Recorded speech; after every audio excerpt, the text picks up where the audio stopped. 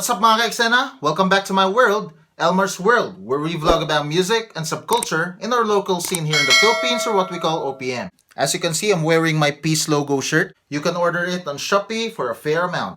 But real quick, I just want to show a clip of a new version of this anthemic song. May bagong silang, may bago ng buhay. The band is called Plethora, meaning a huge amount. And you can follow them on their socials, link will be on the description. Speaking of plethora, there's a plethora of political ruckus happening nowadays. But we are not going political on this video.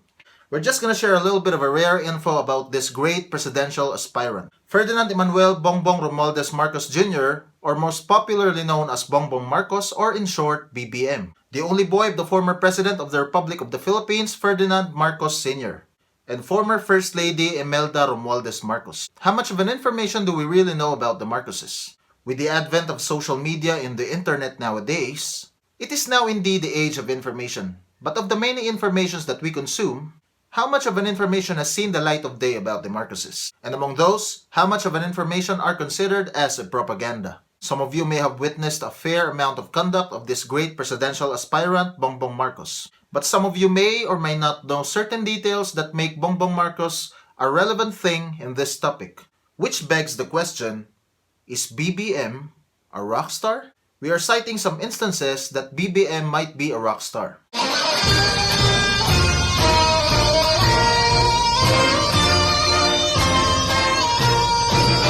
Back in the day, when our only source of information are mostly in books or newspapers and on broadcast media being television and radio, we cannot really tell if such information is misleading. We are used to blindly take a certain thing which is already given to us.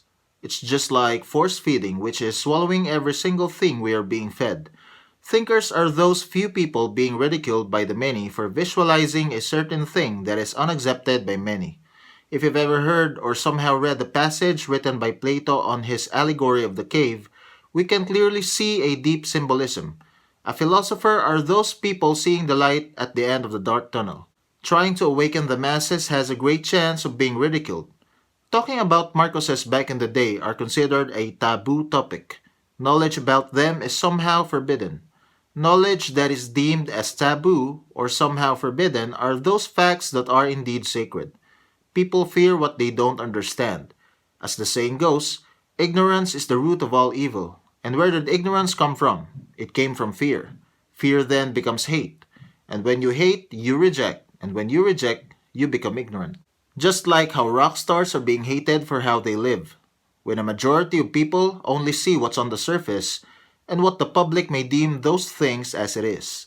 That's how Marcoses are when they are being forced to leave the country in favor of a revolution that altered history and demonized everything about the past until it became a forgotten past. Right now, we are still on the process of recalling who we really are as countrymen and particularly as a being. With history being altered, books and media became a propaganda and in favor of just a one-sided story. That's how mainstream media became a thing. People become ignorant for a long period of time. Just like how people let the mainstream music industry decide what music to listen to, and that will always become popular. No other source of information and entertainment but TV and radio. People consume a lot of TV and radio in those days, and are easy targets for a lot of fear and ignorance. Back in the day, searching for a rare information is a struggle. But the underground music scene is thriving, and the scene managed to still be alive and well. That's how knowledge of Marcoses are back in those days, for kids. It is an underground thing, not a mainstream thing. There's not much of those who probably knew about the history of the Marcoses, but the only thing that comes to mind is martial law and dictatorship. Until the internet became a thing, and knowledge about them are slowly seeing the light of day. Just like the struggle of rock stars for being an underground thing, until the public radar started giving them some traction. That is the first instance of how this deep-rooted history can be a potential rock and roll thing for me and for some of you. But if you're not convinced yet, here is a second instance.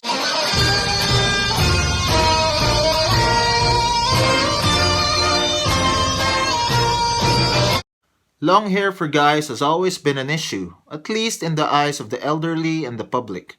It is our nature as humans to have a hair, but the public may seem to want us to get bald, especially public servants.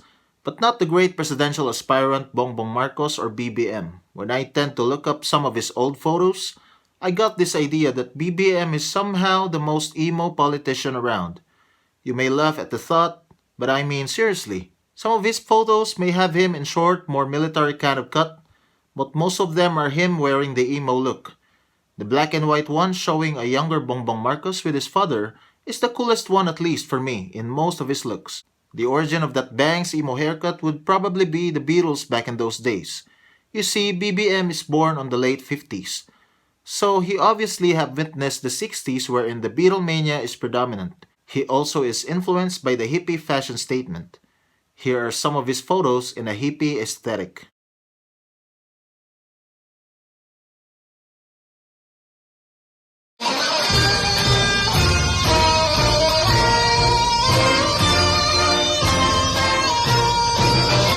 Rock and roll has its roots on blues, on jazz, and everything in between.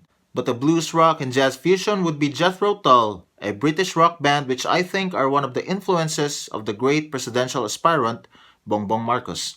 Some of his videos are showing him playing the sax. Also a fan of music and can play an instrument. This is one of the obvious instances that BBM is indeed a rock star.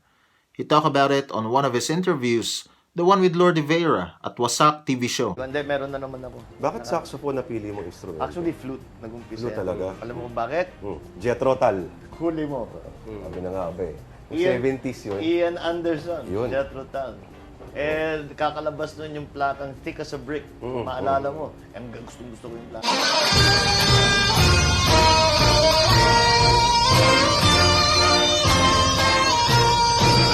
Fourth instance, what if?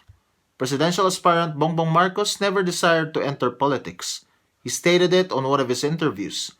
There are certain circumstances that forced him to become a politician. Issues on his family of sorts. At saka, hindi lang astronaut. Gusto ko maging rockstar. Pero palagay ko... Rock and roll. Pero nakalipas na yung ano. Nakalipas na yung panahon. Magaling din ho pala kayo kung Bongbong Marcos seems to have everything, but there are still what-ifs. What if BBM is not a politician? During his interview on Tony Talks, I was shocked to finally hear a confirmation. He said one of his desires is to be an astronaut, but he also said he was jealous of Tony.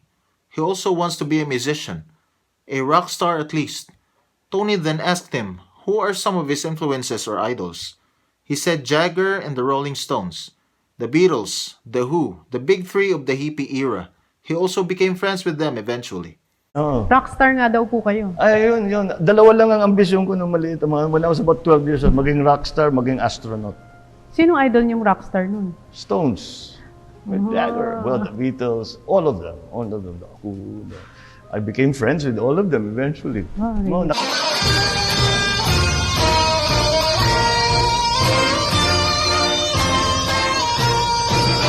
Fifth instance, playing with the OPM bands.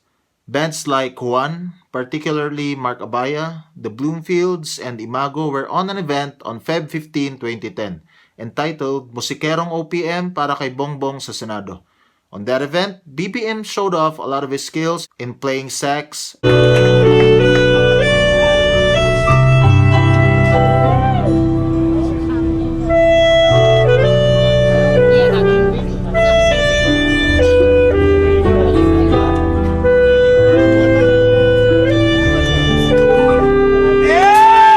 and on singing.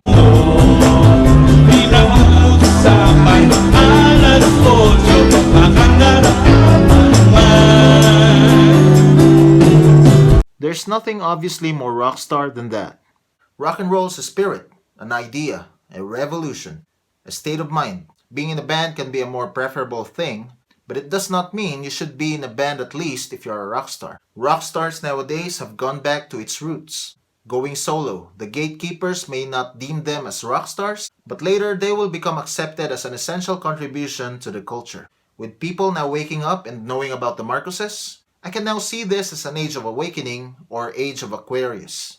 Aquarius being a zodiac sign that refuses to be controlled. Aquarians are those people who go against the grain, realizing the lie they live in and taking action. It may be a rebellious thing or a rebellious way of thinking, but there's nothing more great than for people to be awakened. And for this, BBM might be a rock star, a catalyst that spawned an awakening for a new society, a revolution, and going back to a golden age.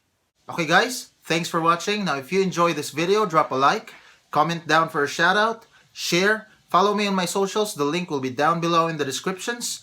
Subscribe to my channel and click the bell button for more updates on my upcoming videos. If you want to know more about the music scene here in the Philippines, you can watch my other videos here and here. That's it for this video. I'll see you next time.